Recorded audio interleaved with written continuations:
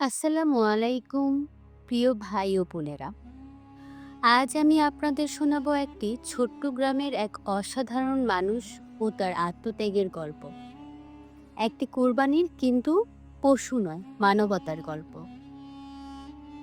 একটি ছোট্ট গ্রামে থাকতেন একজন গরিব কৃষক, নাম তার হামিদ। সারা বছর হাড়ভাঙা খাটুনিতে জমি চাষ করতেন।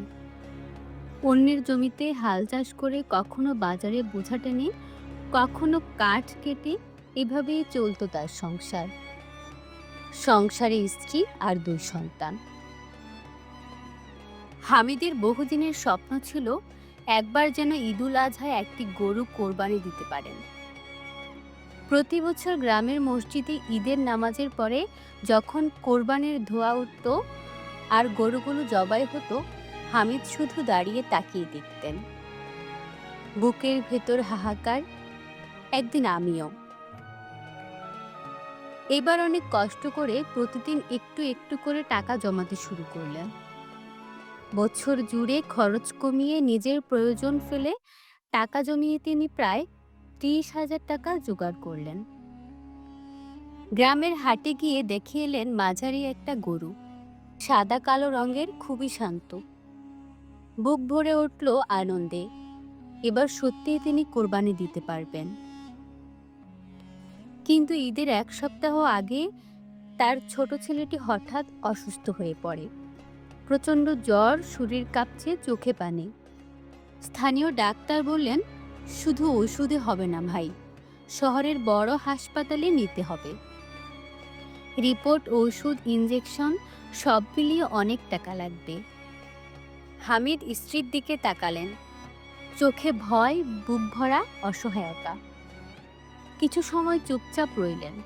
তারপর নিজের কণ্ঠকেও বিশ্বাস না করে বললেন, গরু তো প্রতি বছর কেনা যাবে, কিন্তু আমার সন্তান যদি না বাঁচে, এই ঈদ, কোরবানি সবই তো অর্থহীন হয়ে যাবে। তিনি সিদ্ধান্ত নিলেন কোরবানির জন্য জমানো সব টাকা ছেলের চিকিৎসার খরচ করবেন। নিজের স্বপ্ন, আশা সবকিছু এক ঝটকায় পিছনে ফেলে দিলেন শুধু সন্তানের জন্য। ঈদের দিন সকালে গ্রামের সবাই নতুন পাঞ্জাবি পরে ঈদের মাঠে গেল। হামিদও গেল, কিন্তু তার মুখে ঈদের হাসি ছিল না। ছিল আত্মতৃপ্তির শান্তি। ইমাম সাহেব খুতবা দিচ্ছিলেন, বলছিলেন ইব্রাহিম আলাইসাল্লাম ও ইসলাম আলাইসাল্লামের কোরবানির কাহিনী। তারপর তিনি বললেন, কোরবানির প্রকৃত মানে হলো ত্যাগ। অনেকে পশু কোরবানি দেয়, আবার কেউ কেউ কোরবানি দেয় নিজের স্বার্থ, নিজের ইচ্ছা, নিজের ভালো লাগাকে। আল্লাহ সব কোরবানি গ্রহণ করেন, যদি তা হয় একান্ত তার সন্তুষ্টির জন্য।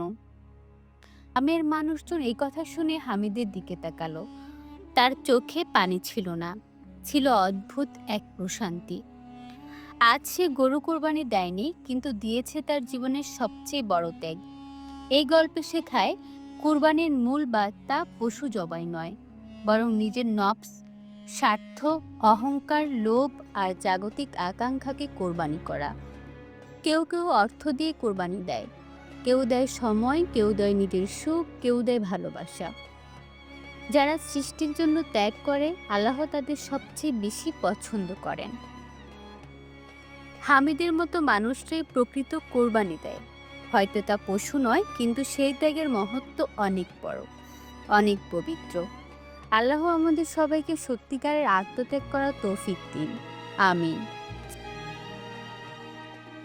ভিডিওটি যদি আপনার ভালো লাগে তাহলে লাইক দিন, শেয়ার করুন, আর ইসলামিক আরও গল্প পেতে আমাদের চ্যানেলটি সাবস্ক্রাইব করুন। আসসালামু আলাইকুম রহমতুল্লাহ।